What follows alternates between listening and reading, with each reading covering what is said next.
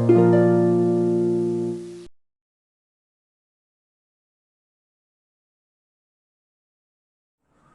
ઈસુ ખ્રિસ્તના પ્રેમી, ગૌરવી અને વિજયી નામમાં આપ સૌનો ફરીને એકવાર આ સંધ્યાકાળની બાઇબલ સ્ટડી મીટિંગમાં આવકાર કરતા ખૂબ જ હર્ષ તથા આનંદની લાગણી અનુભવું છું.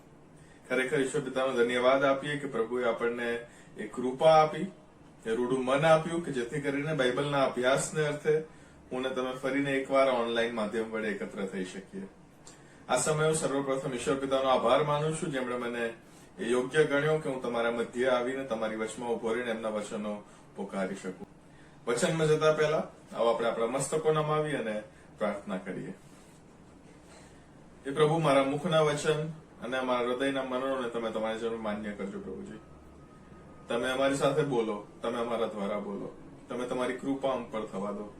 તમે અમને શીખવો અને અમે શીખીએ, તમે સંભળાવો અને અમે સાંભળીએ. પ્રભુજી, તમે તમારા પવિત્ર આત્માની પ્રેરણા વડે આજના વચન થકી આમ પ્રત્યેકની સાથે વાતનો વ્યવહાર કરો. પ્રભુજી, અને એ વચન પરિવર્તનનું કારણ બને માટે કૃપા ચાહીએ છે. પ્રભુ ઈસુને લીધે માંગીએ છીએ, માટે તમે સાંભળો અને સ્વીકાર કરો બાપ. આમેન.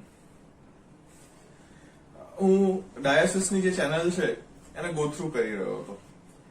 જયારે મને જવાબદારી સોંપવામાં આવી ત્યારબાદ આઈ વોઝ થિંકિંગ કે હું કયા વિષય પર હું મનન કરાવી શકું, કયા વિષય પર બાઇબલ અભ્યાસ કરી શકાય.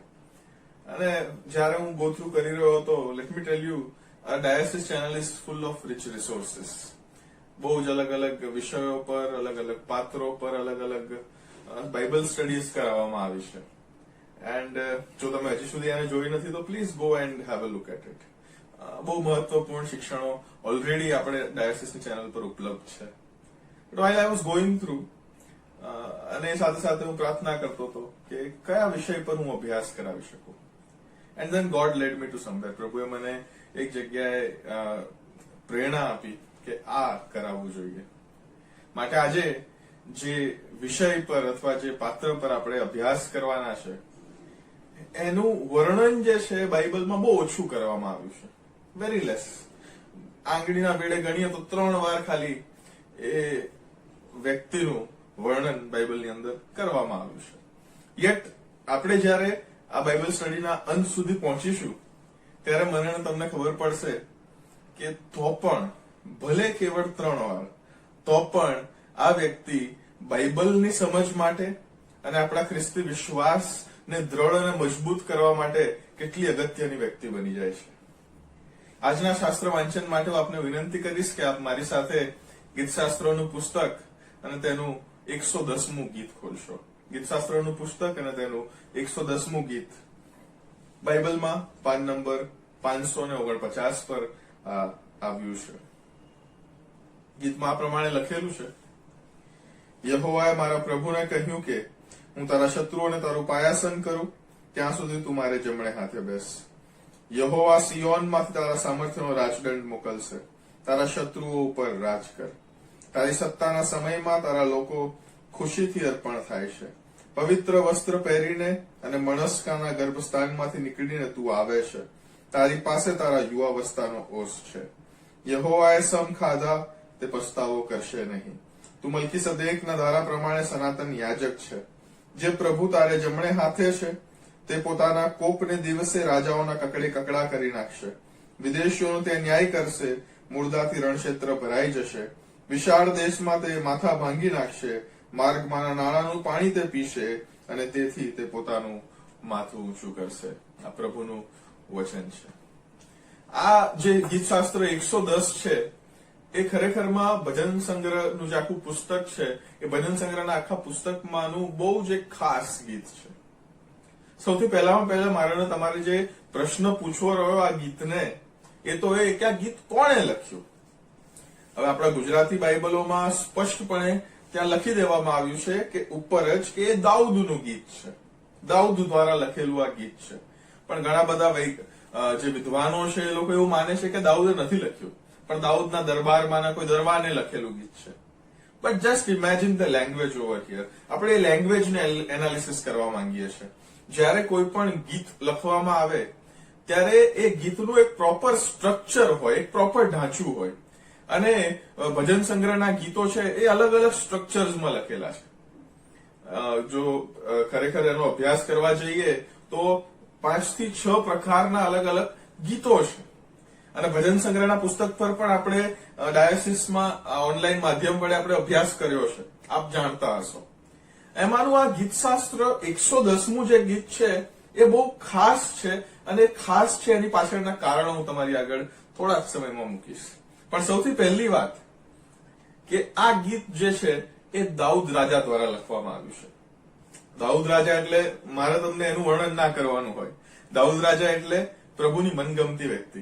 દાઉદ રાજા એટલે જે એની યુવાવસ્થાથી જેને પ્રભુએ તેડેલો, એને પસંદ કર્યો હતો, જેની પ્રભુ દેખરેખ રાખતા હતા, જેને પર પ્રભુ પ્રેમ કરતા હતા. અને ભજન સંગ્રહની અંદર મોટા ભાગનો જેના વિષયમાં ભાગ લખવામાં આવેલો હોય, જેને પોતે ગીતો લખેલા હોય ભજન સંગ્રહમાં, એવા આ દાઉદ રાજાનું ગીત હતું. દાઉદ રાજા નતો, એની પહેલા એક ઘેટા બાળક હતો. મને તમને એની આખી સ્ટોરી ખબર છે. બાઇબલની અંદર એની ચડતીની નોંધ કરવામાં આવી છે, એની પડતીની નોંધ કરવામાં આવી છે, એના વિજયોની નોંધ કરવામાં આવી છે, એના એ જે વિજયો જે યુદ્ધો એ હારી ગયો અથવા જેમાં એ નિષ્ફળ ગયો એના જીવનના પાસાઓમાં, એની પણ નોંધ બાઇબલમાં કરવામાં આવી છે. બાઇબલની અંદર એના પાપનું વર્ણન કરવામાં આવ્યું છે, અને પાપની જેની શિક્ષા થઈ એનું પણ વર્ણન કરવામાં આવ્યું છે. બાઇબલની અંદર એ જ રીતના એના પાપોના પછતાવાનું પણ વર્ણન કરવામાં આવ્યું છે. ગીતશાસ્ત્ર 51 જે દાઉદ રાજા દ્વારા પવિત્ર આત્માની પ્રેરણાએ મને તમને ભેટ સ્વરૂપે મળેલું ગીત. અને એવા આ દાઉદ રાજાએ આ ગીત લખ્યું છે. દાઉદ રાજાનો આ જે પહેલું આપણે જોવાના છે એ કદાચ પહેલી વાર એ આ બની રહ્યું છે. દાઉદ રાજા ગીત લખતા પહેલી કલમમાં કહે છે કે યહોવાએ મારા પ્રભુને કહ્યું, હું તારા શત્રુ અને તારું પાયાસન કરું ત્યાં સુધી તું મારે જમણે હાથે બેસ. યહોવાએ મારા પ્રભુને કહ્યું. આ લેંગ્વેજ તમે સમજી શકો છો. જૂના કરારની અંદર, જૂના સમયોની અંદર જે રાજા છે એને નોર્મલી લોકો પ્રભુ કહીને બોલાવતા હતા. જો હિબ્રુ ભાષા જોઈએ તો એને અદોનાઈ કહેવાય, યુનાની ભાષા એટલે ગ્રીક ભાષા જોઈએ તો એને કુરિયોસ કહેવાય. એટલે એ લોર્ડ અથવા એ જે પ્રભુ શબ્દ છે એ રાજા માટે કરવામાં આવતો હતો, રાજા માટે.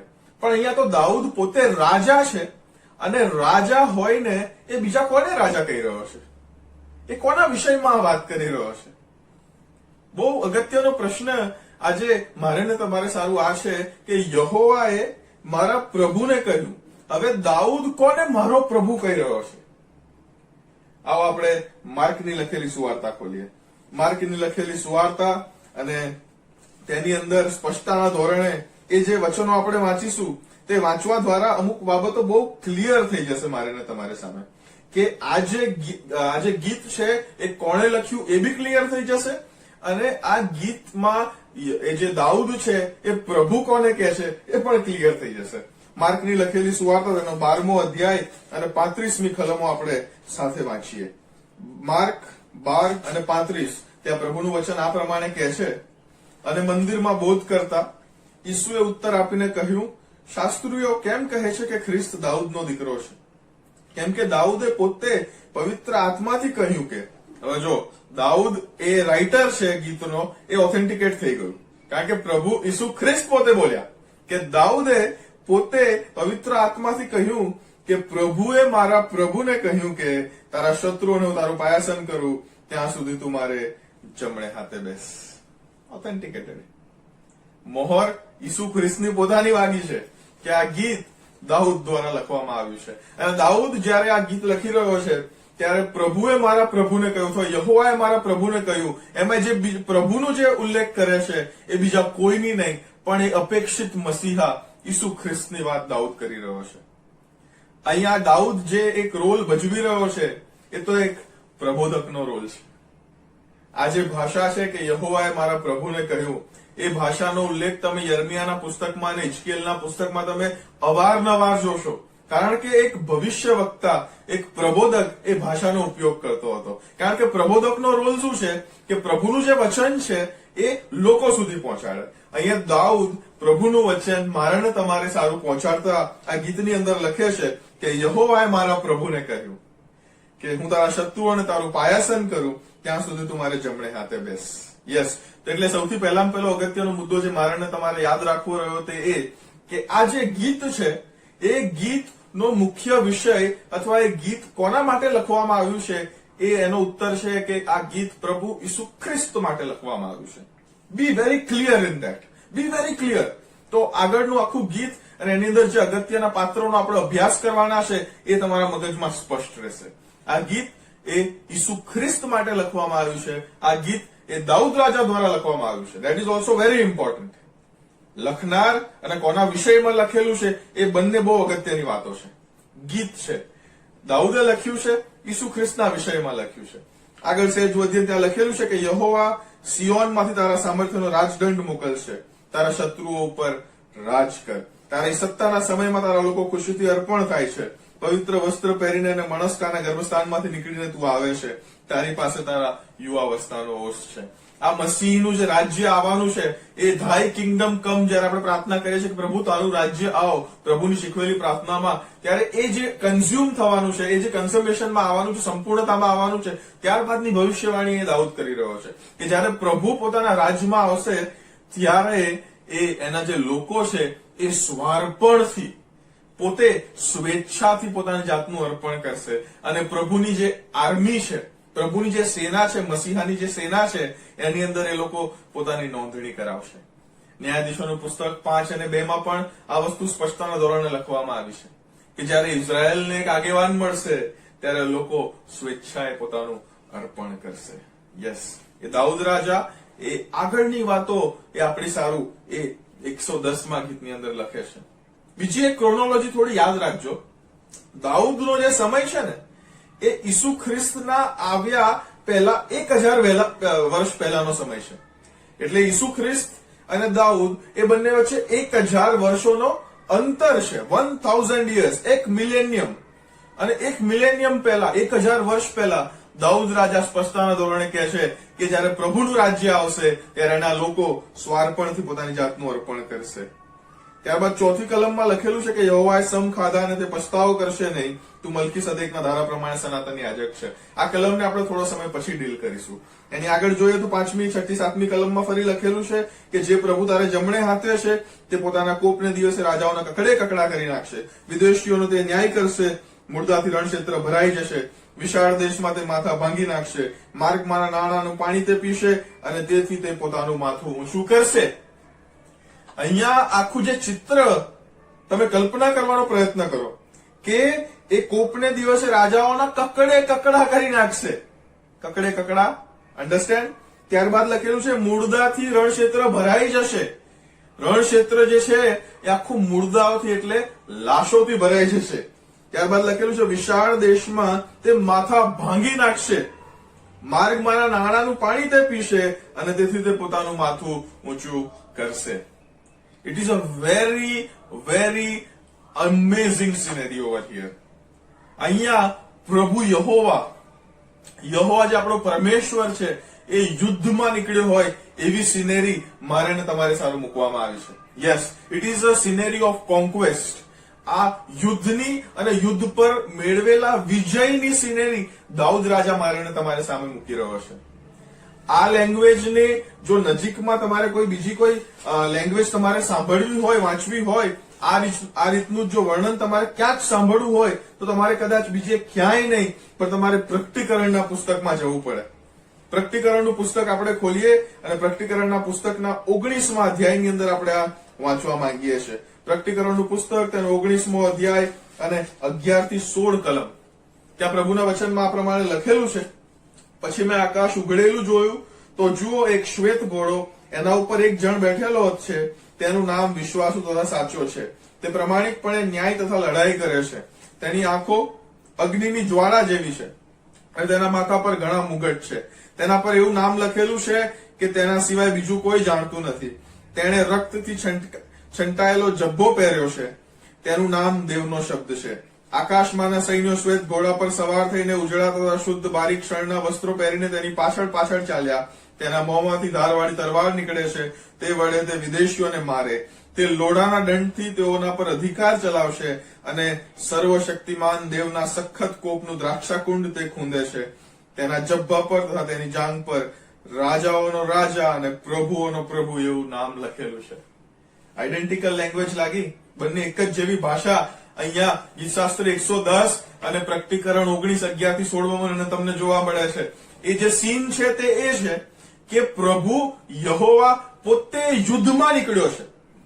એ મારો ને તમારો શત્રુ, એ જે પ્રભુનો જે શત્રુ છે એની સામે યુદ્ધમાં નીકળ્યો છે અને અલ્ટિમેટલી વિજય ત્યાં જોવા મળે છે મને તમને. પણ એ યુદ્ધમાં નીકળ્યો છે, એક વોરિયર તરીકે નીકળ્યો છે, એક ઘોડા પર નીકળ્યો છે. એની સાથે સાથે બીજું એક ચિત્ર મારે તમારી સામે મૂકવામાં આવ્યું છે.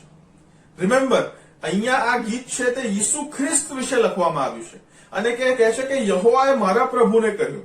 એટલે યહોવાએ પ્રભુને કહેતું આ ગીત છે. એની અંદર જે વિજયની વાત, એમાં જે યુદ્ધની વાત લખવામાં આવી છે એની અંદર ક્યાંક કોક અંશે આપણને જોવા મળે છે કે યહોવા અને મસીહા આ બંને જે છે એ બંને પેરેલલ એક સાથે કામ કરી રહ્યા છે. એક બાજુ એ યહોવા રાજાઓના કકડે કકડા કરી રહ્યા છે, માથા ભાંગી રહ્યા છે અને રણક્ષેત્ર મૂળદાથી ભરાઈ ગયા છે, અને બીજી બાજુ આપણને ઈસુ ખ્રિસ્ત દેખાય છે. ઈસુ ખ્રિસ્ત દેખાય છે અને ત્યાં લખેલું છે કે માર્ગમાંના નાણાંનું પાણી તે પીશે અને તેથી તે પોતાનું માથું ઊંચું કરશે. એની આગળ આપણે સેજ જોયું પ્રકટીકરણના પુસ્તકમાં કે એ સફેદ જબ્બો છે એ રક્તવાળો છે. ધેટ અલ્ટિમેટલી ટેલ્સ અસ કે પ્રભુ જયારે યુદ્ધ પર નીકળ્યો છે એની સાથે સાથે there is a human figure, એક માણસ તરીકે એ પ્રભુ ઈસુ ખ્રિસ્ત એ મારે ને તમારે સારું પૃથ્વી પર આવ્યો અને પૃથ્વી પર આવીને તેણે મારે ને તમારે સારું દુઃખ સહન કર્યો, મરણ પામ્યો. એ સિનરી અને ત્યારબાદ પુનરુત્થાનની વાત આપણે જાણીએ છીએ. That scene is in front of us. પ્રભુ યહોવા અને પ્રભુ ઈસુ એ બંને એ પેરેલલ કામ કરી રહ્યા છે. એ એક બાજુ તમે જુઓ છો પ્રભુ યહોવા એ કોન્ક્વેસ્ટ કરી રહ્યા છે, વિજય મેળવી રહ્યા છે, યુદ્ધ લડી રહ્યા છે. એની સામે ઈસુ ખ્રિસ્ત એક માણસ તરીકે પૃથ્વી પર જન્મ લઈને એ મારે ને તમારે સારું એક માણસની જેમ જીવન જીવે છે, નિષ્કલંક રહેશે, પાપ રહિત રહેશે અને એ દુઃખ સહન કરીને એ પોતાનો પ્રાણ મારે ને તમારે સારું, મારા ને તમારા પાપોને સારું એ આપે છે. This is the scene. એક કલમ મેં તમે છોડી. ગીતોનું બીજું એક ખાસિયત એ છે કે એ ગીતના સ્ટ્રક્ચરનો જો આપણે અભ્યાસ કરીએ ને, ગીતના ઢાંચાનો, તો એ ગીતના ઢાંચાનો અભ્યાસ કરતા એમાં જે અગત્યની થીમ્સ છે અને વિષયો છે તેને આપણે બહુ સહેલાઈથી સમજી શકીએ. હા, આ ગીતની અંદર તમે જુઓ તો આ ગીતની અંદર 7 કલમો છે. કેટલી? 7 કલમો. અને 7 કલમોનું સેન્ટર જો જોવા જઈએ ને, 7 કલમોનું સેન્ટર તો એ આપણને ચોથી કલમમાં મળે છે. રાઈટ? 1 2 3 આ બાજુ, 5 6 7 આ બાજુ, વચ્ચે રહી ચોથી કલમ. અને ચોથી કલમમાં આ લખેલું છે યહોવાએ સમ ખાધા. કોણે સમ ખાધા? યહોવાએ સમ ખાધા. જયારે યહોવા સમ ખાય ત્યારે મારે ને તમારા જેવા ખાધેલા સમ ના હોય. વાતે વાતે ગોડ પ્રોમિસ, વાતે વાતે મધર પ્રોમિસ બોલતા હોઈએ છીએ આપણે, પણ વી ડોન્ટ ફોલો યુઝ્યુઅલી. પણ અહીંયા લખેલું છે કે યહોવાએ સમ ખાધા, તે પછતાવો કરશે નહીં.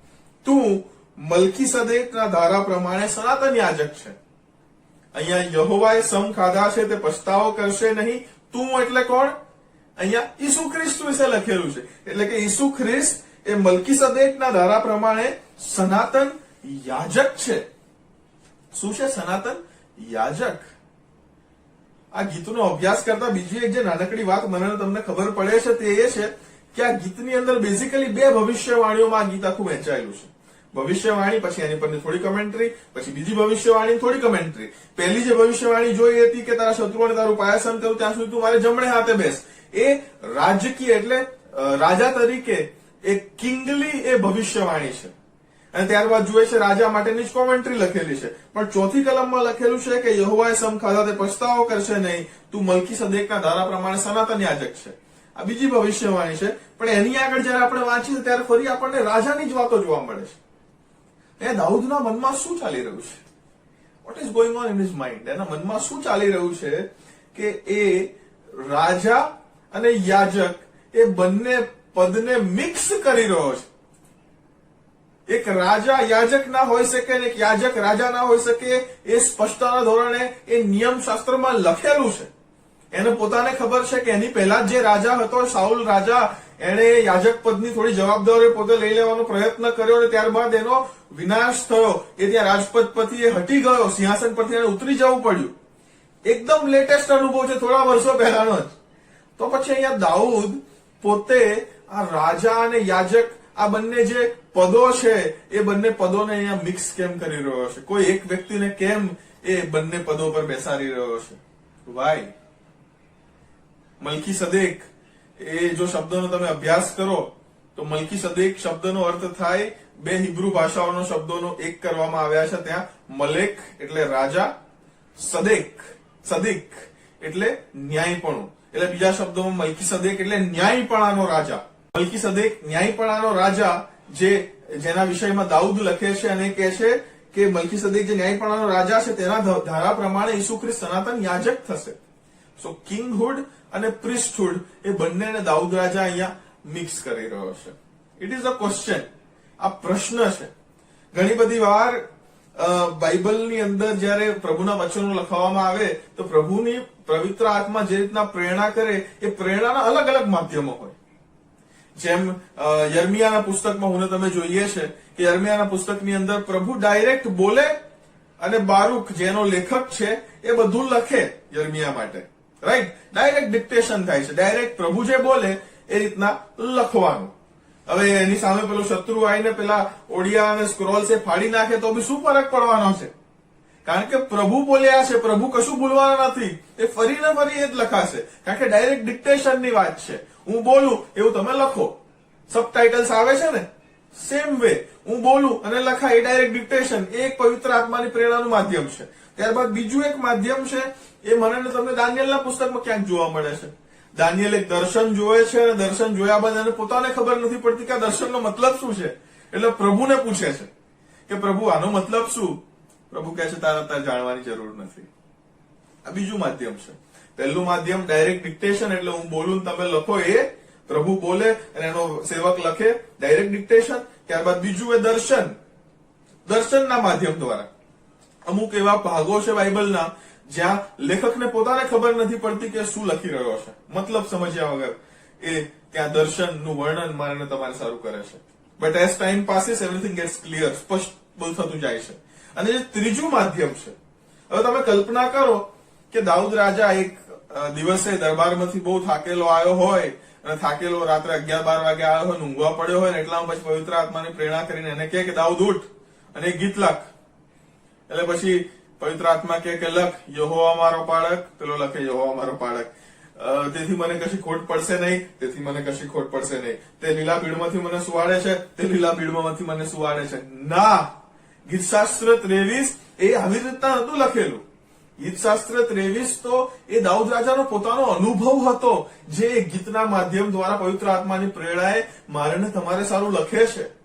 his own experience. એ પહેલા ગીતા પાળક હતો અને એ એક્સપિરિયન્સની અંદર જયારે પસાર થાય છે ત્યારે એ ગીત મને તમને ભેટ સ્વરૂપે મળે છે. એ જ રીતનું એ એક્સપિરિયન્સ દ્વારા લખેલું ગીતશાસ્ત્ર 51 પણ છે. પવિત્ર આત્માની પ્રેરણા અને ગીતશાસ્ત્ર 51 પણ લખ્યું છે. એનું પોતાનું પસ્તાવાનું ગીત છે. જયારે બેત્શેબા સાથે વ્યભિચારનું પાપ અને એ પેલા એને મારી નાખે છે, ખૂનનું પાપ કરે છે, ત્યારબાદ એ નાથાન પ્રબોધક જયારે એને જઈને કહે છે કે ભાઈ તે ખોટું કર્યું છે, તારી પર આ ન્યાય આવશે, ત્યારબાદ દાઉદ રાજા પોતાની જાતને નમ્ર કરીને એ ગીત લખે છે. ગીતશાસ્ત્ર 51 અને મને તમને ભેટ સ્વરૂપે મળે છે.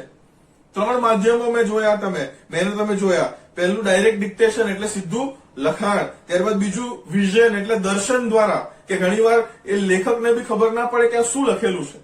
અને ત્યારબાદ ત્રીજું એ અનુભવ.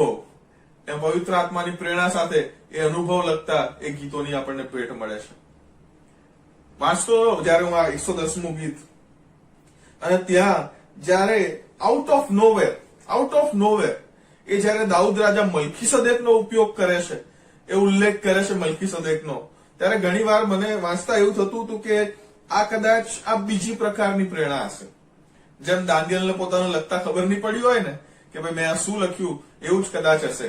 બાઇબલમાં અમુક ઇન્સ્ટન્સીસ છે આવા, એટલે કદાચ આ એ હશે. પણ સમય પસાર થતા, સમય જતા જે પ્રભુએ એમના જ્ઞાનમાં અને પ્રભુએ એમની પ્રેરણામાં જે અમુક વસ્તુઓ શીખવી, આજે તમારી આગળ મૂકું તો અસ્તાને નહીં ગણાય.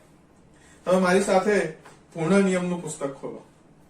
પૂર્ણ નિયમનું પુસ્તક આપણે આજે સાથે ખોલીને તેનો 17મો અધ્યાય વાંચવા માંગીએ છીએ.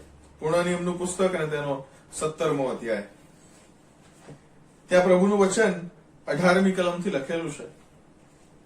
અને જ્યારે તે તેના રાજ્યાસન પર બેસે, એટલે જ્યારે તે એટલે જે તે રાજા ઇઝરાયલ માટે અપાયેલો હોય એ રાજાની વાત લખેલી છે. અને જ્યારે તે તેના રાજ્યાસન પર બેસે ત્યારે એમ થાય કે તે પોતાનું સારું એક લેવી યાજકો પાસેથી આ નિયમની નકલ પુસ્તકમાં ઉતારે. Understand this. લેવીને બોલાવે, યાજકને બોલાવે, અને યાજક પાસેથી એની પાસે જે નિયમની જે નકલ, નિયમની જે કોપી એની પાસે પોતાની પાસે હોય એ એની પાસેથી લઈને પછી રાજા પોતાને સારું એક નિયમ શાસ્ત્ર આખું પોતે પોતાના હાથે લખે. There were no printing press. કોઈ પ્રિન્ટિંગ પ્રેસની વ્યવસ્થા નથી. એમાં એવું પણ નથી લખેલું કે શાસ્ત્રીઓને બોલાવીને લખાયેલો. નો, રાજાએ પોતે નિયમ શાસ્ત્રની એક નકલ પોતાને સારું પોતે લખવાની છે. આ રાજાએ રાજ્યાસન પર બેસીને પહેલું કામ કરવાનું છે. આનું આમ કરી નાખું, પેલાનું પેલું કરી નાખું, યુદ્ધ જતું રહો ને બધું નહીં. પહેલામાં પહેલી વાત એ પ્રભુનું વચન, જે નિયમ શાસ્ત્ર એ જૂના કરારના લોકો પાસે હતું, એમાં પહેલામાં પહેલી આજ્ઞા રાજા માટે જે હતી એ હતી કે એણે પોતે પોતાને સારું એ નિયમ શાસ્ત્રની એક નકલ ઉતારવી. ત્યારબાદ 19મા કલમમાં લખેલું છે, અને તે તેની પાસે રહે. એ એની પાસે રહે. યુ હેવ ટુ અન્ડરસ્ટેન્ડ કે એની પાસે રહે એનો મતલબ એમ કે it has to be important to him. એ એની પોતાની પાસે રહે અને તે તેના આયુષ્યના સર્વ દિવસો પર્યંત તેમાંથી વાંચે, કે તે યહોવાનો ડર રાખતા શીખીને આ નિયમના સર્વ વચનો તથા આ વિધિઓ પાળે અને તેનો અમલ કરે. આયુષ્યના સર્વ દિવસો પર્યંત આ નિયમો વાંચે, યહોવાનો ડર રાખતા શીખે અને તેનો અમલ કરે. This was the first ever thing any king had to do. કોઈ પણ રાજાએ રાજ્યાસન પર બેસીને પહેલી આ વસ્તુ કરવાની હતી. દાઉદ રાજા ઇઝરાયલના ઇતિહાસમાં જોવા જઈએ તો સૌથી સફળ રાજા હતો. એમ કહેવાય છે કે ઇઝરાયલને દાઉદ રાજાએ સુવર્ણ યુગ બતાવ્યો. વિજયો પર વિજય, પ્રભુ સાથેના નિકટતમ સંબંધમાં, ક્યાંક ને ક્યાંક પાપ કર્યા, બટ એ પાપોનો પસ્તાવો પણ એને કર્યો, એને એની સજા પણ મળી, પણ ક્યાંક ને ક્યાંક he was the best king of Israel એવું કહી શકાય. દાઉદ રાજાએ આ નિયમ નહીં પાડ્યો હોય? પાડ્યો જ હોય. દાઉદ રાજા તો પ્રભુનો મનગમતો વ્યક્તિ હતો, પ્રભુની હૃદયની નજીકનો વ્યક્તિ હતો. દાઉદ રાજા એ પોતે પોતાની નકલ ઉતારી હશે અને દિન અને રાત આયુષ્ય પર્યંત એ પ્રભુના નિયમ શાસ્ત્રનું મનન તેણે કર્યું જ હોય. There is no doubt in that. કોઈ શંકાને સ્થાન નથી કે દાઉદે આ ના કર્યું હોય. તો એ જ્યારે એ નિયમ શાસ્ત્રને ઉતારીને ત્યારબાદ જયારે એની નકલ એ જે એની પાસે હશે એની પર જયારે મનન કરતો હશે, અને ત્યારે એ વાંચતા વાંચતા વાંચતા સમજતા શીખતા અને અલગ અલગ પ્રકારના કદાચ પ્રભુની પવિત્ર આત્મા પ્રેરણે વડે પ્રેરણા પામતા એ આવ્યો હશે ઉત્પત્તિના પુસ્તકના 14મા અધ્યાય પર. ઉત્પત્તિના પુસ્તકના 14મા અધ્યાય પર આવ્યો હશે ને ત્યાં એનું મન ક્યાંક અટક્યું હશે. યાદ રાખજો એનો રિસન્ટ અનુભવ. શાઉલ સાથે શું થયું હતું? શાઉલ સાથે એ જયારે રાજા હતો એને યાજક પદની કોઈ વિધિ કરી નાખી હતી અને ત્યારબાદ વીસીહીસ પડતી, એની પડતી આપણે જોઈએ છે કે ત્યારબાદ એનું પતન આવે છે. Because he mixed the two roles. રાજા અને યાજકના બે રોલ્સ છે, એને એક કરવાનો પ્રયત્ન કર્યો, પોતે બધું પોતાના હાથમાં લઈ લેવાનો પ્રયત્ન કર્યો. અને અહીંયા દાઉદ રાજા એ ઉત્પત્તિના પુસ્તકના 14મા અધ્યાય પર પહોંચ્યો હશે મનન કરતા કરતા. 14મો અધ્યાય જે છે એ 14મા અધ્યાયનો કોન્ટેક્સ્ટ આપણે સમજવાનો થોડો પ્રયત્ન કરીએ. પહેલા ગીતશાસ્ત્ર 14નો જે કોન્ટેક્સ્ટ છે તે આ પ્રમાણેનો છે કે એલામનો રાજા કદોરલાઓમેર, ગોઈમનો રાજા તિદાલ, શિનારનો રાજા આમ્રાફેલ અને એલાસારનો રાજા અર્યોક. આ 4 રાજાઓ છે અલગ અલગ જગ્યાના. હવે રાજાઓ એટલે એવું ના માનશો કે બહુ મોટા રાણી એલિઝાબેથ જેટલા બહુ મોટા રાજા રાણીઓ નોટ લાઈક ધેટ. પણ એ સમયે બહુ મોટામાં મોટી પ્રજા બહુ તો 1 લાખ 2 લાખની હોય, એનાથી વિશેષ નહીં. આમને આપણે રિજનલ મેયર્સ કહી શકીએ. રિજનલ મેયર્સ તો રિજનલ ગવર્નર્સ.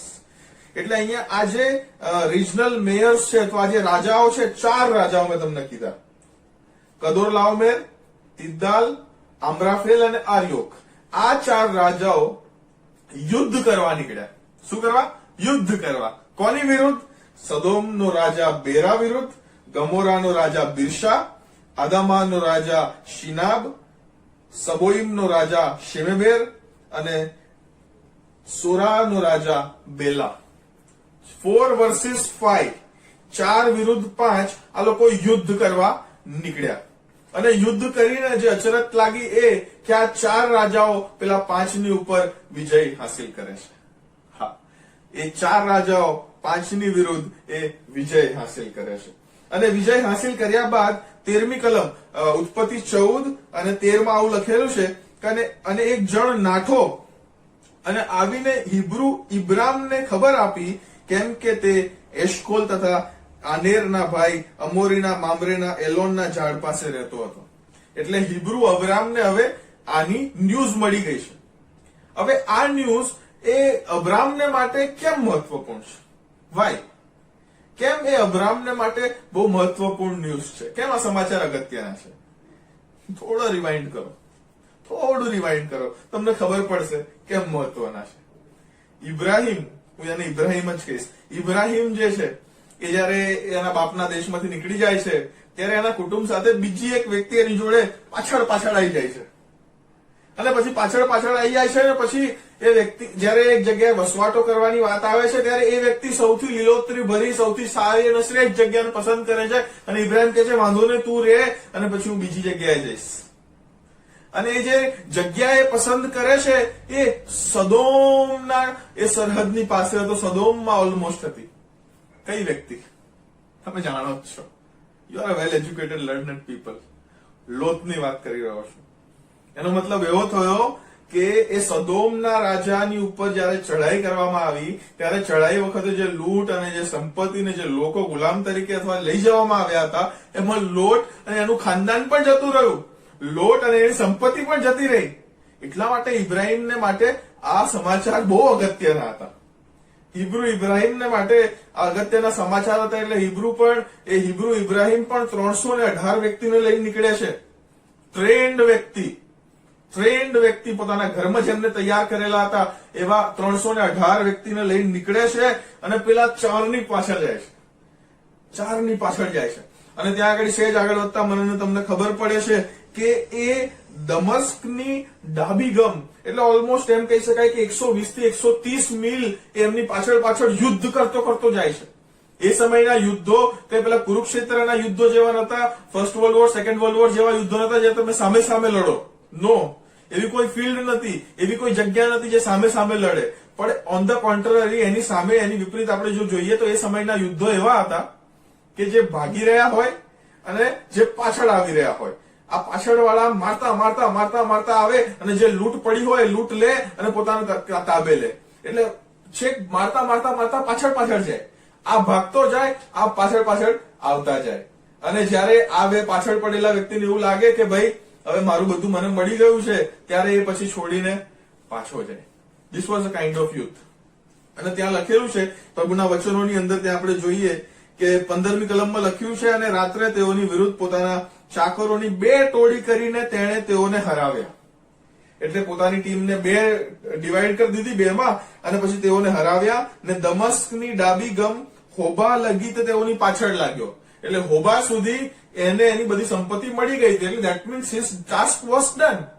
એટલે એ પછી લઈને પાછો આવ્યો, એ સર્વ સંપત્તિ પાછી લાવ્યો અને પોતાના ભાઈ લોતને તથા તેની સંપત્તિ તથા સ્ત્રીને તથા લોકોને પણ પાછા લાવ્યો. ઇબ્રાહિમે એનો ટાસ્ક પૂરો કર્યો. ત્યાં આ અધ્યાયનો કોન્ટેક્સ્ટ છે.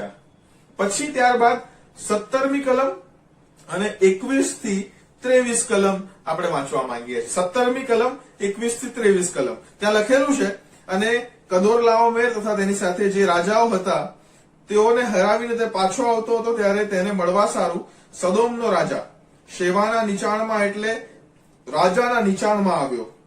21મી કલમમાં લખેલું છે અને સદોમના રાજા ઇબ્રાહિમને કહ્યું કે મને માણસો આપ અને સંપત્તિ તું પોતે લે. અને તે ઇબ્રાહિમે સદોમના રાજાને કહ્યું કે યહોવા પરાત્પર દેવ જે આકાશ તથા પૃથ્વીનો ધણી તેની ગમ મેં પોતાના હાથ ઊંચો કરીને સમ ખાધા છે કે હું સૂતડી કે જોડાની વાદરી તે તારી પાસેથી કંઈ પણ વસ્તુ નહીં લઉં. રખેને તું કહે કે ઇબ્રાહિમ મારાથી ધનવાન થયો છે. જુવાનોએ જે ખાધું છે તે વગર ને જે માણસો મારી સાથે આવ્યા તેઓના ભાગ વગર હું કંઈ નહીં લઈશ. તેઓ એટલે એનોર તથા એશકોલ તથા મામરે પોતપોતાનો ભાગ લે, સ્ટોરી બહુ વ્યવસ્થિત લાગી ને, અલ્ટિમેટ હતો. એ પાછો આવ્યો એટલે શેવાના નીચાણમાં એટલે રાજાના નીચાણમાં સદોમનો રાજા મળવા આવ્યો. પછી સદોમના રાજાએ કીધું કે માણસો તું મને આપ, બાકી બધું તું લઈ લે. ઇબ્રાહિમે કીધું નહીં લઉં, મેં સમ ખાધા છે. રખેને તું કહે કે તારા લીધે ઇબ્રાહિમ ધનવાન થયો, પણ મારી જોડે જે આયા છે એ લોકોને તો એમનો પાઠ આપી દે. It was a story. પણ મેને તમે વચ્ચે કોઈ કલમો સ્કીપ કરી, વચ્ચે મેને તમે કોઈ કલમો છોડી, એ છોડેલી કહામણો આપણે વાંચીએ. ત્યાં પ્રભુનું વચનમાં લખેલું છે 18 થી 20 અને શાલેમનો રાજા મલ્કીસદેક રોટલી તથા દ્રાક્ષારસ લાવ્યો અને તે પરાત પર દેવનો યાજક હતો અને તેણે તેને આશીર્વાદ આપીને કહ્યું કે પરાત પર દેવ જે આકાશ તથા પૃથ્વીનો ધણી, તેનાથી ઇબ્રાહિમ આશીર્વાદિત થાવ. અને પરાત પર દેવ જેણે તારા શત્રુઓને તારા હાથ પર સોંપ્યા છે તેને ધન્ય હો. અને ઇબ્રાહિમે તે સર્વમાંથી 10મો ભાગ તેને આપ્યો. ગીતશાસ્ત્ર 110 જોયું હતું કે મલ્કીસદેકને આઉટ ઓફ નોવેર એન્ટ્રી દાઉદ આપે છે.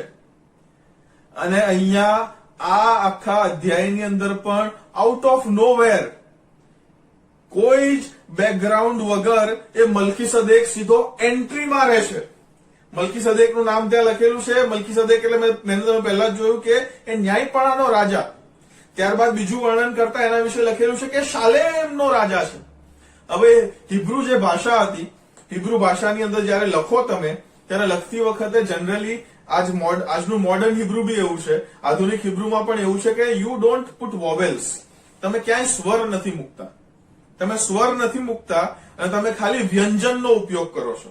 હવે હિબ્રુ ભાષાની અંદર જો સાલેમ, SALEM, એ સાલેમ શબ્દને આપણે વોવેલ વગર કરીએ તો એનો મતલબ થાય S, L અને M. બીજા શબ્દોમાં જો આપણે ત્યાં બીજા વોવેલ્સ ઉમેરીએ તો એ શાલોમ પણ બની જાય. એટલે એક રીતના એવું કહી શકાય કે શાંતિનો રાજા હતો, પણ બીજી રીતના એવું પણ કહી શકાય કે સાલેમનો રાજા હતો.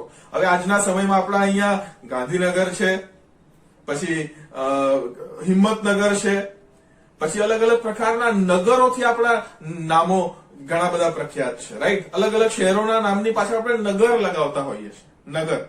એ જ રીતના એ જે સમય હતો એ સમયની અંદર પેલું ફલાણું સાલેમ, આ સાલેમ, તે સાલેમ, એવી રીતના સાલેમ જે હતું એ પાછળના સફિક્સની જેમ નગરોની આગળ લાગતું હતું, સફિક્સની જેમ.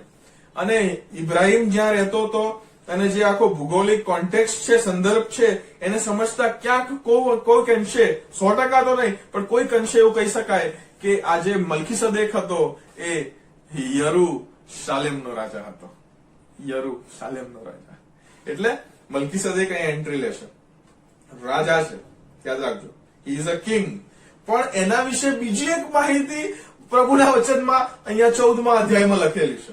અને ત્યાં લખેલું છે કે તે એ પરાત પર ઈશ્વરનો યાજક હતો, પરાત પર દેવનો યાજક હતો. હવે Dawood is in a confusion. David જે છે, દાઉદ જે છે, હવે તો મૂંઝવણમાં પડ્યો છે. થોડા જ વર્ષો પહેલા સાઉલને તો એના રાજ્યસન પરથી ઉતારી દીધો હતો, પણ અહીંયા ફરી આ મલ્કીસદેક એ રાજા પણ છે, યાજક પણ છે. What is this all about? આ બધું શું ચાલી રહ્યું છે? ત્યારે દાઉદને પવિત્ર આત્માની પ્રેરણાથી એને પછી એ ગીતશાસ્ત્ર 110 લખ્યું હશે કે જે વસ્તુ નિયમશાસ્ત્રની અંદર પહેલો કરાર જેને કહેવાય, જૂનો કરાર આપણે કહીએ છીએ સાધારણ ધોરણમાં, પણ એને પહેલો કરાર કહેવાય. પહેલા કરારની અંદર જે વસ્તુ પ્રતિબંધ હતો જેના પર કે બંને રોલ્સ મિક્સ ના થવા જોઈએ, બંને પદો મિક્સ ના થવા જોઈએ, કે રાજા યાજક ના બની શકે, યાજક રાજા ના બની શકે. પણ અહીંયા જે ચાલી રહ્યું છે તે તો એ કે અહીંયા તો રાજા અને યાજક એ બંને આપણને જોવા મળે છે. યાદ રાખજો કે ઇબ્રાહિમ ના સંતાનોમાંનો એક લેવી હતો. એ લેવીઓનું કુળ તો બહુ પછી સ્થપાયું, ઇટ વોઝ વેરી લેટર. પણ નિયમશાસ્ત્ર જે છે એ નિયમશાસ્ત્ર પણ બહુ પછી આવ્યું. એવું કહી શકાય કે જેમ ઈસુ ખ્રિસ્તના 1000 વર્ષ પહેલા દાઉદ હતો અને દાઉદના બીજા 1000 કેટલા વર્ષો પહેલા ઇબ્રાહિમ હતો, અને દાઉદ અને ઇબ્રાહિમ વચ્ચે 500 વર્ષ, એટલે ઇબ્રાહિમ પછી 500 વર્ષ, ત્યારે નિયમશાસ્ત્ર લખવામાં આવ્યું. ઇબ્રાહિમ જયારે આ કોન્ટેક્સ્ટમાં જીવી રહ્યો હતો, there was no written word, કોઈ લખેલો નિયમશાસ્ત્ર નહોતું. પણ અહીંયા મને તમને જોવા મળે છે કે એ રાજા અને યાજક બંને એક જ વ્યક્તિ એ મલ્કીસદેક તરીકે આપણી સામે પ્રસ્તુત થાય છે. દાઉદે વિચાર્યું હશે કે નિયમશાસ્ત્રમાં પ્રતિબંધ છે, પણ મલ્કીસદેક એ નિયમશાસ્ત્ર અપાયું એની પહેલાનો છે. Something is fishing here. કંઈક તો અહીંયા ચાલી રહ્યું છે. અને શું ચાલી રહ્યું છે તમે સમજો. ઇબ્રાહિમ એટલે એના આપણે આપણો આદિ પિતા કહીએ છીએ. ધ પેટ્રિયાર્ક એ આપણો છે સૌથી પહેલો. અને ઇબ્રાહિમ જેવો વ્યક્તિ સુપીરિયર, પ્રભુની સાથે વિશ્વાસમાં એના વિશ્વાસનો પિતા આપણે કહીએ છીએ. સુપીરિયર ઇબ્રાહિમ જેવો વ્યક્તિ એ પ્રભુના વચનમાં એ લખેલું છે કે મલ્કીસદેકને 10મો ભાગ આપે છે. ફરી યાદ રાખજો, લેવીયનો કુળ એ બહુ પેઢીઓ પછી સ્થપાયો, બટ અહીંયા ઇબ્રાહિમ એ મલ્કીસદેકને 10મો ભાગ આપે છે, દશાંશ આપે છે. એ દશાંશનો નિયમ લેવીયના પુસ્તક, લેવીયના સમયમાં એ જયારે બધા કુળો વેચવામાં આવ્યા ત્યારે બધા નિયમો સ્થપાયા હતા. But here he is already giving, he is paying his homage. એ કરી રહ્યો છે. સહેજ આગળ વધતા એવું જોવા મળે છે આ વચનોની અંદર કે મલ્કીસદેકે પણ એને આશીર્વાદ આપ્યો. ભારતીય કોન્ટેક્સ્ટમાં હું તમે બહુ સારી રીતના જાણીએ છીએ આ વસ્તુ કે નાનો મોટાને આશીર્વાદ ના આપે, પણ ઊંધું, મોટો નાનાને આશીર્વાદ આપે, સુપીરિયર એની અંડર જે હોય એને આશીર્વાદ આપે. અહીંયા મલ્કીસદેક જે છે એ ઇબ્રાહિમને આશીર્વાદ આપે છે. પ્રભુના વચનમાં લખેલું છે, અને શાલેમનો રાજા મલ્કીસદેક રોટલીદાર દ્રાક્ષારસ લઈને આવ્યો અને તે પરાત્પર દેવનો યાજક હતો, અને તેણે તેને આશીર્વાદ આપીને કહ્યું કે પરાત્પર દેવ જે આકાશ તથા પૃથ્વીનો ધણી, તેનાથી ઇબ્રાહિમ આશીર્વાદિત થાવ. અને પરાત્પર દેવ જેને તારા શત્રુઓને તારા હાથમાંથી સોંપ્યા છે તેને ધન્ય હો. અને ઇબ્રાહિમે તેને સર્વમાંથી 10મો ભાગ આપ્યો. પરાત્પર દેવનો જે યાજક હતો મલ્કીસદેક એ જાણતો હતો કે આ જે વિજય એને પ્રાપ્ત કર્યો છે એને પોતે પોતાના ટ્રેન્ડ માણસોને લીધે, પોતાની ક્ષમતાને લીધે નહીં, પણ આ તો યહોવાનું કામ છે કે શત્રુઓને એને એના હાથમાં સોંપ્યા. It is from God. યાદ રાખજો કે મલ્કીસદેક જે છે એ બહુ ઇમ્પોર્ટન્ટ ફિગર છે આપણા બાઇબલને સમજવા માટે અને દરેકે દરેક ખ્રિસ્તી વિશ્વાસી વ્યક્તિને માટે.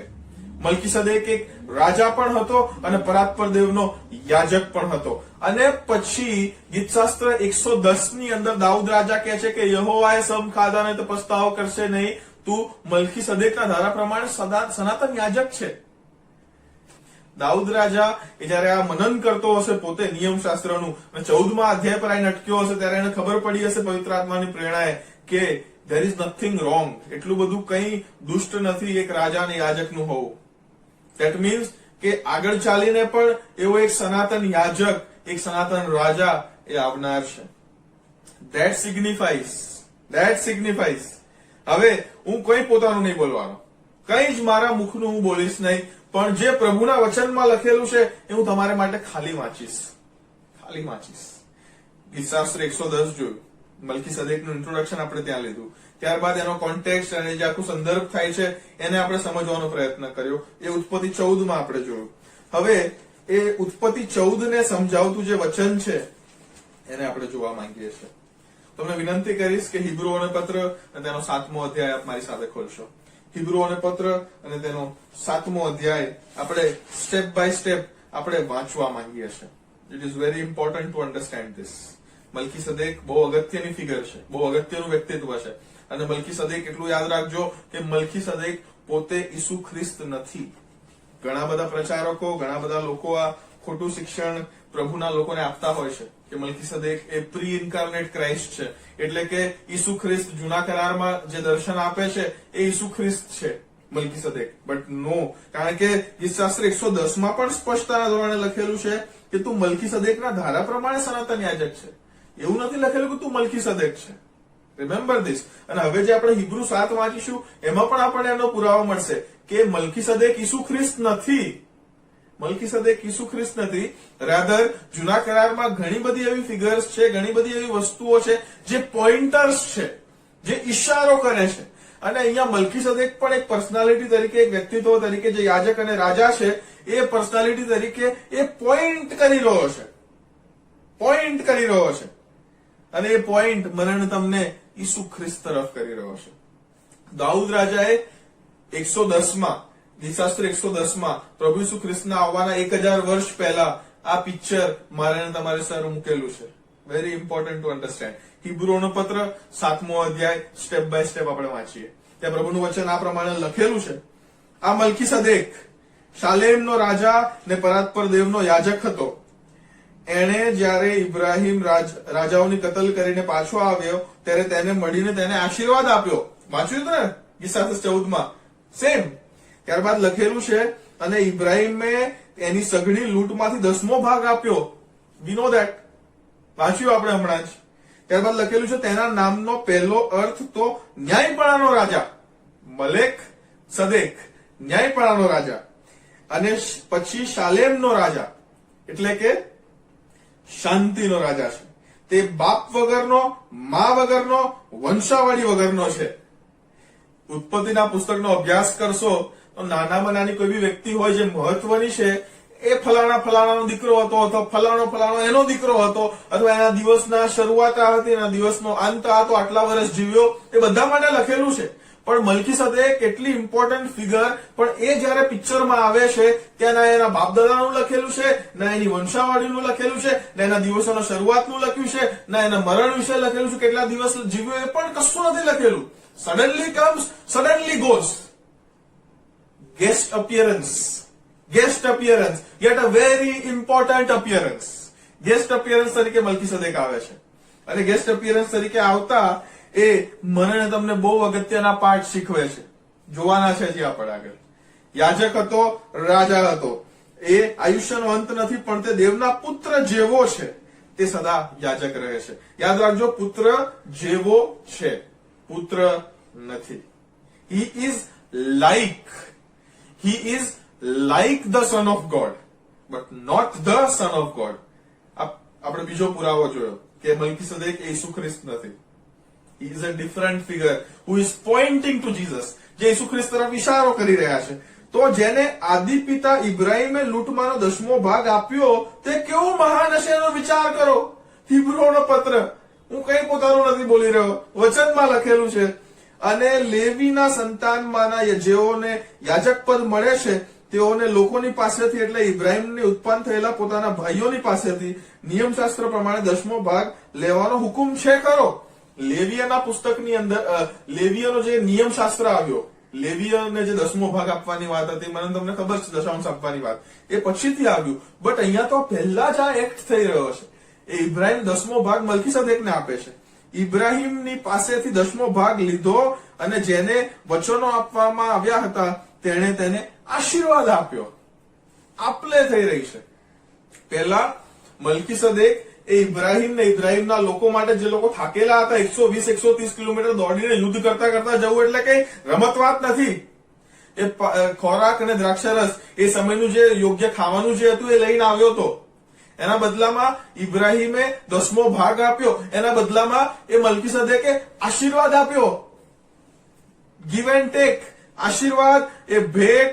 It is very important. એ રિલેશનશિપ મેન્ટેન કરવાના આસ્પેક્ટને સમજાવે છે. It is very important for us to નો.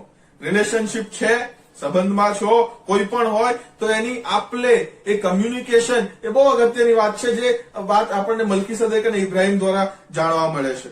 અને જેને વચનો આપવામાં આવ્યા હતા તેણે તેને આશીર્વાદ આપ્યો. હવે મોટો નાનાને આશીર્વાદ આપે છે એમાં તો કઈ પણ વાંધો નથી. મલ્કીસદેક મોટો છે, ઇબ્રાહિમ નાનો છે. મોટો નાનાને આશીર્વાદ આપે છે એમાં તો કઈ પણ વાંધો નથી. અહીં મર્ત્ય માણસો 10મો ભાગ લે છે, પણ ત્યાં જેના સંબંધી જે જીવતો છે એવી સાક્ષી આપેલી છે તે લે છે. વળી એમ પણ કહી શકાય કે જે લેવી 10મો ભાગ લે છે તેણે પણ ઇબ્રાહિમની મારફતે 10મો ભાગ આપ્યો. કેમ કે જ્યારે મલ્કીસદેક તેના બાપને મળ્યો ત્યારે તે હજી પોતાના બાપની કમરમાં હતો. હવે જો લેવીયના યાજક પદથી પરિપૂર્ણતા થઈ હોત, કેમ કે તે દ્વારા લોકોને નિયમશાસ્ત્ર મળ્યું હતું, તો હારૂનના ધારા પ્રમાણે ગણાયેલો નહીં એવો બીજો યાજક મલ્કીસદેકના ધારા પ્રમાણે ઉત્પન્ન થવાની શી અગત્ય હતી? હવે લેવીયનું જે યાજકપણું હતું એ હારૂનના ધારા પ્રમાણેનું જે યાજકપણું હતું એ જો સફિશિયન્ટ હતું, બીજા શબ્દોમાં જો એ નિયમ કાફી હતો, તો પછી આ બીજા મલ્કીસદેકના ધારાની જરૂર શી હતી? What was the importance? શું અગત્ય હતી? આગળ વાંચીએ. કેમ કે યાજક પદ બદલાયાથી નિયમ પણ બદલવાની અગત્ય છે. જો લેવીયનું યાજકપણું, હારૂનની ધારા પ્રમાણેનું યાજકપણું એ બદલાય છે તો એનો મતલબ છે કે નિયમ પણ બદલાઈ જાય છે. Understand this. પ્રભુનું વચન બોલી રહ્યો છું, બીજું કંઈ જ બોલી નથી રહ્યો. તે પ્રભુના વચનમાં આગળ લખેલું છે, કેમ કે જેના સંબંધમાં એ વાતો કહેવામાં આવેલી છે તે બીજા કુળનો છે, તેનામાં કોઈએ વેદી પાસે સેવા કરી નથી. એટલે કે એ વસ્તુ ઈસુ ખ્રિસ્ત વિશે લખેલી હતી અને ઈસુ ખ્રિસ્ત યહૂદાના કુળનો હતો અને ફક્ત ને ફક્ત લેવીયના કુળનો જ વ્યક્તિ વેદી પર જઈ શકે એવો નિયમ હતો. અગેન યહૂદાના કુળનો વ્યક્તિ એ વેદી પર જઈ રહ્યો છે, એને સનાતન યાજક કહેવામાં આવ્યો છે, એને પરાત્પર દેવનો સનાતન યાજક કહેવામાં આવ્યો છે. ધેટ મીન્સ કે ક્યાંક ને ક્યાંક એ પહેલો નિયમ, એ પહેલું જે યાજક પદનું જે ધારા હતી, હારૂનની ધારા, એ ક્યાંક ને ક્યાંક અપૂર્ણ માલુમ પડી રહી છે. That's why here we are introduced to a new sect. ત્યાં પણ અહીંયા પણ એક નવી ધારા પરિચય કરવામાં આવે છે, તે મલ્કીસદેકની ધારા છે. કેમ કે સર્વ જાણે છે કે યહૂદાના કુળમાં આપણા પ્રભુનો જન્મ થયો. તે કુળમાંના યાજક પદ સંબંધી મૂસાએ કંઈ કહ્યું નથી. હવે જો મલ્કીસદેકના જેવો એટલે ऐहिक જ્ઞાનના ધોરણ પ્રમાણે નહીં પણ અવિનાશી જીવનના સામર્થ્ય પ્રમાણે બીજો એક યાજક ઉભો થયો છે તો સદર વાત વિશેષ સ્પષ્ટ છે, કેમ કે એવી સાક્ષી આપવામાં આવેલી કે મલ્કીસદેકના ધારા પ્રમાણે તું સનાતન યાજક છે. ફરી અહીંયા ગીતશાસ્ત્ર 110 ને કોટ કરવામાં આવ્યો છે હિબ્રુના લેખક દ્વારા. કેમ કે પૂર્વની આજ્ઞા નિર્બળ તથા નિરુપયોગી હોવાથી તેને રદ કરવામાં આવે છે. પહેલો કરાર એ જે ઈસુ ખ્રિસ્તમાં પરિપૂર્ણ થયો છે, એ પરિપૂર્ણતા બાદ એ પહેલો કરાર જે છે એ રદ કરવામાં આવે છે. પહેલો જે નિયમ છે એ રદ કરવામાં આવે છે અને નિર્બળ અને નિરુપયોગી કહેવામાં આવ્યું છે. પહેલા કરારની અંદર મેં તમે જોયું હતું કે ક્રિયાકાંડો અને જે કાર્યો હતા, કર્મો હતા, એને બહુ ઇમ્પોર્ટન્સ આપેલી હતી. નિયમ, આનો નિયમ, પેલાનો નિયમ, આ નહીં ખાવાનું, પેલું નહીં ખાવાનું, અને આ નહીં કરવાનું, તે નહીં કરવાનું. વી know everything.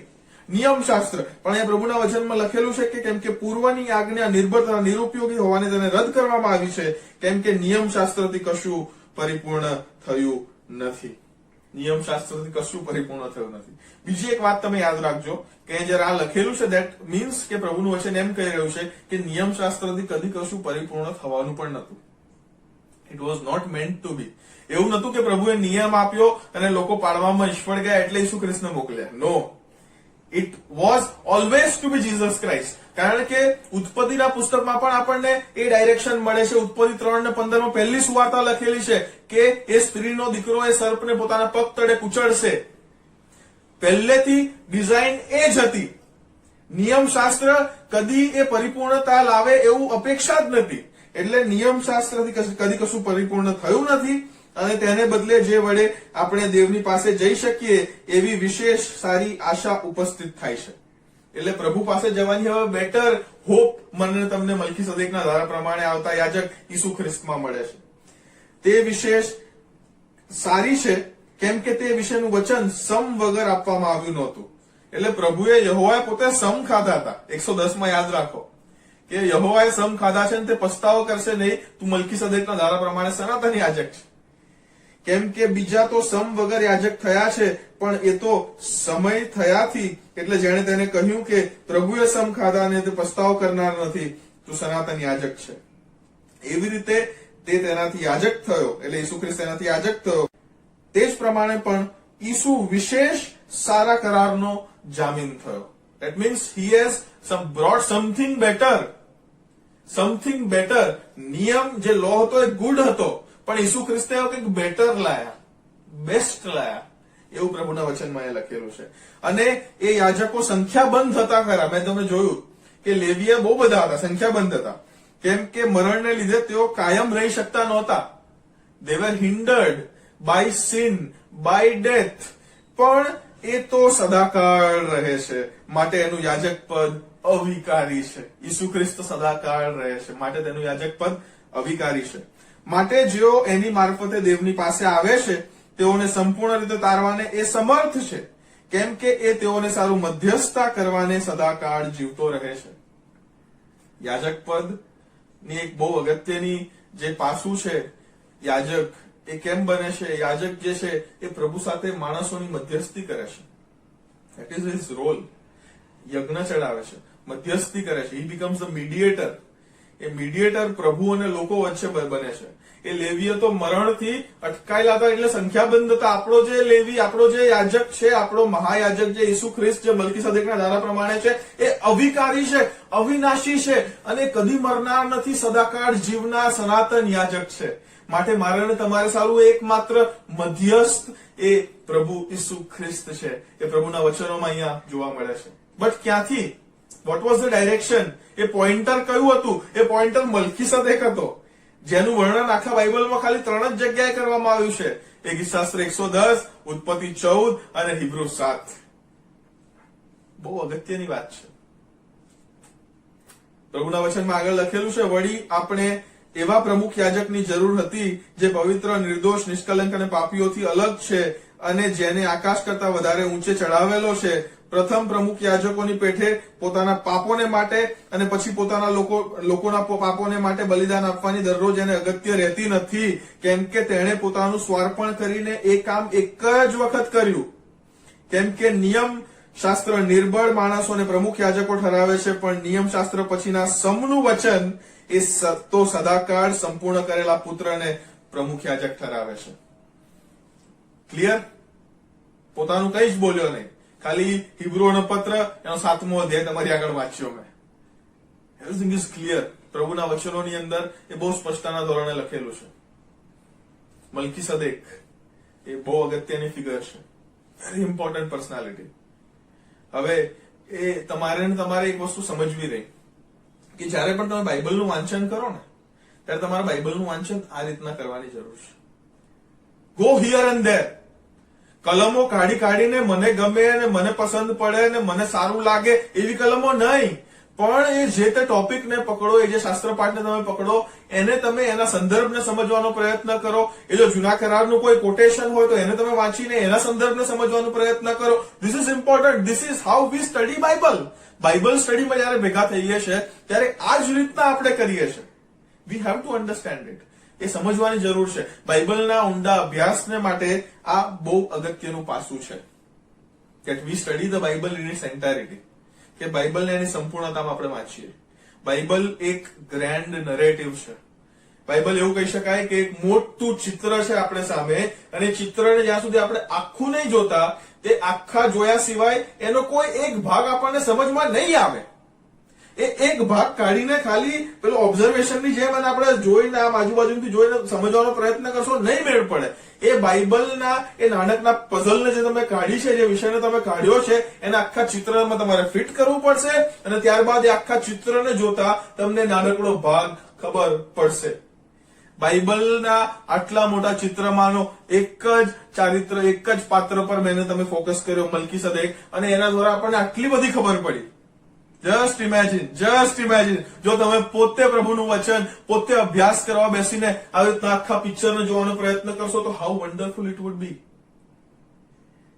Bible is a grand narrative. Bible એક મોટું ચિત્ર છે, અને ચિત્રની અંદર શરૂઆતમાં જ પ્રભુએ સર્જન કર્યું, અને પ્રભુએ સર્જન કરીને માણસને પોતાની પ્રતિમા પ્રમાણે બનાવ્યા. પ્રતિમા મને તમને ખબર જ છે, જે પ્રભુ છે એ જો 3D હોય તો આપણે 2D છે. We are his image. પણ પાપે એ પ્રતિમાને ધૂંધળી કરી, એને કારણે એ પ્રતિમાને પુનઃસ્થાપિત કરવાનો વારો આવ્યો. એટલા માટે કોલોસીના પત્રના 2 અધ્યાયના 9મી કલમમાં, 3 અધ્યાયના 10મી કલમમાં, 1 અધ્યાયના 15મી કલમમાં લખેલું છે કે પ્રભુ ઈસુ ખ્રિસ્તની પ્રતિમા પ્રમાણે આપણને હવે પુનઃસ્થાપિત કરવામાં આવી રહ્યા છે. ત્યાં આગળ સ્પષ્ટતા ધોરણે લખેલું છે કે વી આર બીંગ મેડ. આપણને હવે એમના જેવા બનાવી રહેવામાં આવ્યા છે. એટલા માટે તો યોહાન બાપ્તિસ્મુ પણ કહે છે ને, હવે હું ઘટતો જાઉં ને તે વધતો જાય. જો 100% જોયેલ હોય તો એ ઓછો થતો જાય ને ખ્રિસ્ત વધતો જાય. ખ્રિસ્ત વધતો જાય. વી આર બીંગ મેડ. એ પ્રતિમા આપણામાં પુનઃસ્થાપિત થઈ રહી છે. હવે જો પ્રભુ ઈસુ ખ્રિસ્ત, અન્ડરસ્ટેન્ડ ધીસ, વેરી ઇમ્પોર્ટન્ટ. હવે જો પ્રભુ ઈસુ ખ્રિસ્ત પોતે એક યાજક હતા, પોતે એક રાજા હતા, એની સાથે સાથે પ્રભુ ઈસુ ખ્રિસ્તનો બીજો એક જે અગત્યનો રોલ હતો તે એ પ્રોફેટ પણ હતા, એક પ્રબોધક પણ હતા. તો પ્રભુની ઇમેજમાં જયારે મરણને તમને ફરી સ્થાપિત કરવામાં આવી રહ્યા છે, ધેટ મીન્સ કે હવે આ જે રોલ્સ છે, આ જે ભૂમિકાઓ છે, એ મારે ને તમારે પણ નિભાવી રહી. It is important. તમને ખબર છે કે જયારે રાજભવન, દિલ્હીમાંનું જે રાજભવન છે, રાષ્ટ્રપતિ ભવન, એને જયારે બનાવવામાં આવ્યું, એ બનાયાથી લઈને તે 15 ઓગસ્ટ 1947 સુધી ત્યાં કોણ રહ્યું? Do you know? ત્યાં એ રાષ્ટ્રપતિ ભવનની અંદર એ વાઇસરોય રહ્યા. વાઇસરોય એટલે એક એવું વ્યક્તિત્વ જે રાણી ભલે લંડનમાં બેઠી હોય, યુકેમાં બેઠી હોય, પણ એ રાણીની જગ્યાએ એ રાજ કરતા હતા. રાણીની જગ્યાએ રાજ કરતા વ્યક્તિ એ વાઇસરોય હતા. વાઇસરોય એ બે શબ્દોનો સમાવેશ છે. રોય એટલે લેટિન ભાષામાં રાજા થાય, એટલે રાજાનું પ્રતિનિધિત્વ. તમને ખબર જ છે એ અધ્યક્ષ ઉપાધ્યક્ષની ભાષા. અધ્યક્ષ ના હોય તેની જગ્યાએ ઉપાધ્યક્ષ has to take the chair and lead the committee. You all know it very well. અને અહીંયા આ જ ભાષા આપણા પર પણ લાગુ થાય છે કે હું ને તમે પણ એ પ્રભુ ઈસુ ખ્રિસ્તને લીધે, એમના દ્વારા હું ને તમે પણ વાઇસરોયસ છે. ઉત્પત્તિ 1:28 ખોલો મારી સાથે. ત્યાં પ્રભુનું વચન આ પ્રમાણે લખેલું છે. જો તમને કોઈ પૂછે ને કે તમારા બાઇબલમાં પહેલી આજ્ઞા કઈ છે, તો પહેલી આજ્ઞા આ જ કહેજો. ઉત્પત્તિ 1:28 માં લખેલું છે કે અને દેવે તેઓને આશીર્વાદ દીધો, અને દેવો તેઓને કહ્યું, સફળ થાવ ને વધો ને પૃથ્વીને ભરપૂર કરો ને તેને વશ કરો. વશ કરો એટલે હિબ્રુ ભાષામાં ખરો જે મેટાફર, જે ખરો એનો ભાવાર્થ છે, એનો મતલબ એમ કે તમે પૃથ્વી પર રાજ કરો. You rule the creation. First commandment, આજ્ઞા છે, વિકલ્પ નથી, નો ઓપ્શન. પહેલી આજ્ઞા છે રાજ કરવાની વાત. પણ રાજ કરવું દેટ ડઝ નોટ મીન કે આપણે માલિક બની બેસીએ. કારભારી. We are stewards. જે વાઇસરોય જે છે એ પોતાના રાજાને રિપોર્ટ આપવા માટે બંધાયેલો છે. અને એ રાજા જયારે ફાઇનલી આપણી પાસે રિપોર્ટ લેવા આવશે, અને જો રિપોર્ટમાં એવું એને માલુમ પડશે કે હું ને તમે તો માલિક બની બેઠા, તો પતી ગયું. It is done. માટે યાદ રાખજો, વાઇસરોયસ છે. હું ને તમે પ્રભુની જગ્યાએ આ સૃષ્ટિ ઉપર રાજ કરવાને માટે નિમાયેલા લોકો છે. એટલે સૃષ્ટિની એટલી જ દેખરેખ રાખવાની વાત આવે છે. સૃષ્ટિ માટે કમિટમેન્ટ રાખવાની વાત આવે છે. અને એની સાથે કારભારી હૃદય સાથે, માલિક નહીં, કારભારી છે આપણે. એટલે એ કારભારી તરીકે મારે ને તમારે રાજ કરવાની વાત આવે છે, દેખરેખ રાખવાની વાત આવે છે, સંભાળવાની વાત આવે છે. બહુ અગત્યની વાતો છે. પ્રભુ ઈસુ ખ્રિસ્ત રાજા છે. એમની પ્રતિમામાં હું તમે બનાવવામાં આવ્યા છે. એટલે we are also Kings and Queens of Christ, because of Christ. ત્યારબાદ બીજું જે અગત્યની વાત જે છે તે મને તમને એ નિર્ગમનના પુસ્તકના 19મા અધ્યાયમાં જોવા મળે છે. નિર્ગમનનું પુસ્તક ને તેનો 19મો અધ્યાય છે. ત્યાં પ્રભુના વચનમાં આ પ્રમાણે લખેલું છે 6ઠી કલમની અંદર, અને મારે સારું તમે યાજકોનું રાજ્ય તથા પવિત્ર દેશ જાતિ થશો. મારે સારું તમે યાજકોનું રાજ્ય. અહીંયા રાજ્ય શબ્દ લખવામાં આવ્યો છે ગુજરાતીમાં, પણ હિબ્રુ જે ઓરિજિનલ મિનિંગ છે તે રાજા, યાજકો અને રાજાઓ એ બંને રોલ્સને અહીંયા ફરી એક કરવામાં આવ્યા છે. ધેટ મીન્સ કે આપણે કેવળ રાજા નથી, પણ રાજાની સાથે સાથે મારો તમારો એક રોલ યાજક તરીકેનો પણ છે. એ જ વસ્તુ મને તમને પ્રકટીકરણના પુસ્તકમાં જોવા મળે છે. પ્રકટીકરણનું પુસ્તક તેનો 1લો અધ્યાય અને 6ઠી કલમ જો જોઈએ તો ત્યાં પ્રમાણે લખેલું છે, અને દેવ એટલે પોતાના પિતાને સારું આપણે યાજકોનું રાજ્ય બનાવ્યું છે. દેવ એટલે પિતાને સારું આપણને યાજકોનું રાજ્ય બનાવ્યું છે. Again the same thing has been emphasised. અને એ જ વાત મને તમને 1 પિત્તર તેનો 2જો અધ્યાય 9મી કલમમાં પણ જોવા મળે છે. ત્યાં લખેલું છે કે પણ તમે તો પસંદ કરેલી જાતિ, રાજમાન્ય યાજક વર્ગ છો. We are the king and priests. હું ને તમે પણ પ્રભુને માટે રાજા અને યાજકો છીએ. કારણ કે પ્રભુ ઈસુ ખ્રિસ્તમાં તારણ સાજક યોજના જે છે એમાં નવો કરાર સ્થાપવામાં આવ્યો છે. હવે આપણે જૂના કરારથી બંધાયેલા નથી, but a new covenant, a new testament has been brought for us. પ્રભુના વિશ્વાસી લોકો, ભાઈઓ અને બહેનો માટે યાજકોનું રાજ્ય છે. આપણે યાજકો અને રાજા છીએ. રાજા તરીકે મને તમને ખબર છે કે આપણે પ્રભુનું પ્રતિનિધિત્વ લોકોને કરીએ છીએ, પણ યાજક તરીકે આપણી જવાબદારી છે કે આપણે લોકોનું પ્રતિનિધિત્વ પ્રભુને કરીએ. લોકોનું પ્રતિનિધિત્વ પ્રભુને કરીએ. આપણે પ્રભુને મધ્યસ્થીની પ્રાર્થના કરીએ છીએ ને, we intercede for people. That is our role. મધ્યસ્થી એ ખ્રિસ્તી વિશ્વાસને માટે, ખ્રિસ્તી ભાઈઓ બહેનોને માટે બહુ અગત્યની સેવા છે. Never cease to do that. એ કરવાનું કદી રોકશોમાં. રાજા છીએ એટલે પ્રભુનું પ્રતિનિધિત્વ લોકોને કરીએ છીએ, યાજકો છે પ્રભુના, એટલા માટે એ લોકોનું પ્રતિનિધિત્વ આપણે પ્રભુને કરીએ છીએ. ત્યારબાદ ત્રીજો જે રોલ છે, એ ત્રીજા રોલ માટે હું આપણને પ્રભુ ઈસુ ખ્રિસ્ત પાસે પોતે લઈ જવા માંગુ છું. માથીની લખેલી સુવાર્તા તેનો 12મો અધ્યાય આપ મારી સાથે ખોલશો. માથીની લખેલી સુવાર્તા 12મો અધ્યાય અને 41મી કલમ હું તમે જોવા માંગીએ છીએ. પહેલા, ન્યાયકાળે નિનવેના માણસ આ પેઢી સાથે ઉઠીને ઉભા રહેશે અને તેને અપરાધી ઠરાવશે, કેમ કે યુનાનો ઉપદેશ સાંભળીને તેઓએ પસ્તાવો કર્યો, પણ જુઓ યુના કરતા અહીં એક મોટો છે. ધેટ મીન્સ કે અહીંયા પ્રભુ ઈસુ ખ્રિસ્ત પોતાને યુના કરતા મોટો એટલે એ પોતાને પ્રબોધક, એટલે પ્રબોધકોમાંનો પ્રબોધક એ શીર્ષક પોતાને આપી રહ્યા છે. He himself is claiming I am the prophet.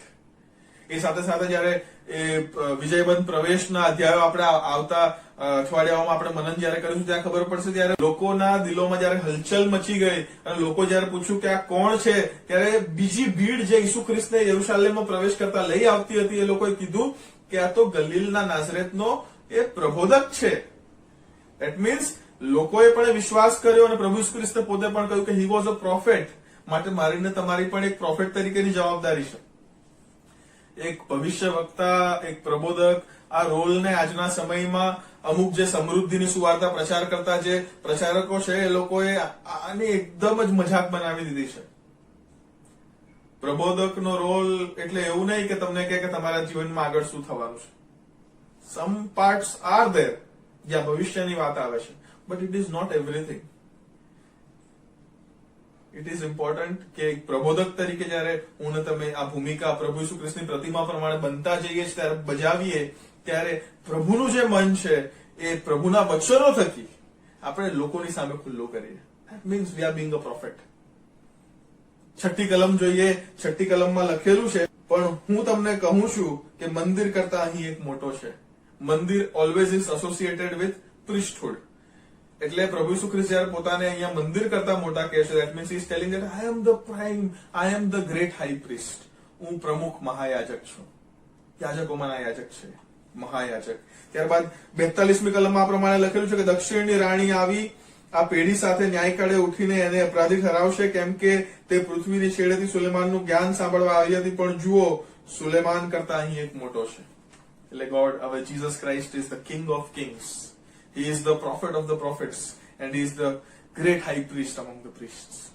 જયારે પ્રભુ ઈસુ ખ્રિસ્ત આ છે, પ્રભુ ઈસુ ખ્રિસ્ત જયારે પોતે એક યાજક, એક રાજા અને એક પ્રબોધક છે, તો પ્રભુના લોકો હોવાના નાતે મારે ને તમારે પણ એક રાજા અને એક યાજક અને એક પ્રબોધકના રોલ અદા કરવા રહ્યા.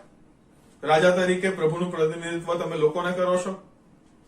યાજક તરીકે તમે એ લોકોનું પ્રતિનિધિત્વ પ્રાર્થના અને મધ્યસ્થી થકી પ્રભુને કરો છો. અને એક પ્રબોધક તરીકે એ જયારે ભૂમિકા તમે બજાવો છો, ત્યારે પ્રભુનું મન જે પ્રભુના વચનોમાં છે એ તમે લોકો સામે ખુલ્લું કરીને મૂકો છો. Very important to understand all this things. આ બધું આપણે એક પાત્ર પરથી શીખ્યા. એ મલ્કીસદેક, જે નિયમશાસ્ત્ર આવ્યું એ પહેલા રાજા અને યાજક હતો, અને એ દાઉદે મનન કરતા ગીતશાસ્ત્ર 110 ની ભેટ આપી, અને પછી 110 અને એ જે ઉત્પત્તિ 14 છે એનો ખુલાસો કરતા એ હિબ્રુ 7માં મને તમને સ્પષ્ટતાના ધોરણે એ મલ્કીસદેકના પાત્ર વિશે અને એના મહત્વ વિશે જોવા મળ્યું. એ મલ્કીસદેક એક એવું પાત્ર જે પ્રભુ ઈસુ ખ્રિસ્ત તરફ પોઈન્ટ કરતું હતું, અને પ્રભુ ઈસુ ખ્રિસ્ત જે પોતે પણ સનાતન યાજક હતા, જે રાજાઓના રાજા હતા અને જે પ્રબોધકોના પ્રબોધક હતા. સો એઝ અ ક્રિશ્ચિયન, ખ્રિસ્તી વ્યક્તિ તરીકે, વી are the ultimate image of God. અને પ્રભુની પ્રતિમા તરીકે આપણને જયારે ફરી પુનઃસ્થાપિત કરવામાં આવી રહ્યા છે, ઇટ ઇઝ ઇમ્પોર્ટન્ટ ફોર અસ કે હું ને તમે પણ એ ભૂમિકાઓને બજાવીએ, વિશ્વાસ શું રહીને અને વિશ્વાસ થકી, વિશ્વાસ સહિત હું ને તમે બજાવીએ. લેન્ડ સિઝનના બહુ અગત્યના પર્વમાં આપણે હવે પ્રવેશ ચૂક્યા છે અને હવે ઓલમોસ્ટ હવે વી આર હાફ વે. પશ્ચાતાપ અને પસ્તાવાની વાતો આવે છે, અને સાથે સાથે મારે તમારે યાદ રાખવાનું છે કે પ્રભુ ઈસુ ખ્રિસ્ત એ સેન્ટર છે. He is the center. હું ને તમે સેન્ટર બની બેસીશું, ઇટ વિલ નોટ વર્ક. મલ્કીસદેકના જીવન થકી, એની સેવા કાર્ય થકી, એની સાક્ષી થકી મેં તમે ઘણું બધું શીખ્યા. પ્રભુના વચનોનો જયારે તમે અભ્યાસ કરો ત્યારે તમે આ રીતના કરજો. This is how V read the Bible. આ રીતના આપણે પ્રભુના વચનોને વાંચીએ છીએ. આવો આપણે આપણા મસ્તકો નમાવી અને પ્રાર્થના કરીએ. પ્રભુજી તમારો પુષ્કળ આભાર માનીએ છીએ આ સમયે કે તમે તમારા વચનો થકી એમ સાથે વાતને વ્યવહાર કર્યો છે. મલ્કીસદેક જે ઇમ્પોર્ટન્ટ પર્સનાલિટી થકી પ્રભુજી તમે અમને અગત્યના શિક્ષણો શીખાવ્યા છે, અગત્યના સબકો શીખાવ્યા છે, માટે તમારો આભાર માનીએ છીએ. આ સમયે અમે અમારા જીવનનું સમર્પણ તમને કરીએ છીએ. જેમ પ્રભુ ઈસુ ખ્રિસ્ત પોતે એક રાજા, એક યાજક અને એક પ્રબોધક તરીકે પોતાનું જીવન જીવ્યા અને અનંતકાળમાં પ્રભુજી તમારી એ જમણે હાથે બિરાજમાન અમારા પ્રભુ છે, એ પ્રતિમામાં જયારે પ્રભુજી અમે પુનઃસ્થાપિત થઈ રહ્યા છે ત્યારે તમે તમારી કૃપા કરો, અનુગ્રહ કરો કે પ્રભુજી આ લેન્ડ સિઝનના અગત્યના પર્વની અંદર અને એ સિવાય અમારા આખા જીવનોની અંદર પ્રભુજી અમે પણ દિન પ્રતિદિન ખ્રિસ્ત જેવા બનતા જઈએ. અમે પણ એ યાજકો જેવા જે તમને એ સૃષ્ટિની મધ્યસ્થી કરીએ. અમે પણ એ રાજાઓ જેવા જે તમારી જે પ્રતિનિધિત્વ છે એ સૃષ્ટિને કરીએ. અને અમે પણ એ પ્રબોધકો જેવા બનીએ જ્યાં પ્રભુજી અમે તમારું મન તમારા વચન થકી લોકો આગળ ખુલ્લું કરી શકીએ. પ્રભુજી અમે અમારા જીવનોનું સમર્પણ તમને કરીએ છીએ. તમે તમારી કૃપામાં પ્રત્યેકને ધરી રાખજો. પ્રભુ ઈસુ ખ્રિસ્તના નામે માંગીએ છીએ, માટે તમે સાંભળો અને સ્વીકાર કરો બાપ. આમેન. પ્રભુ આપ સર્વને આશીષ આપે.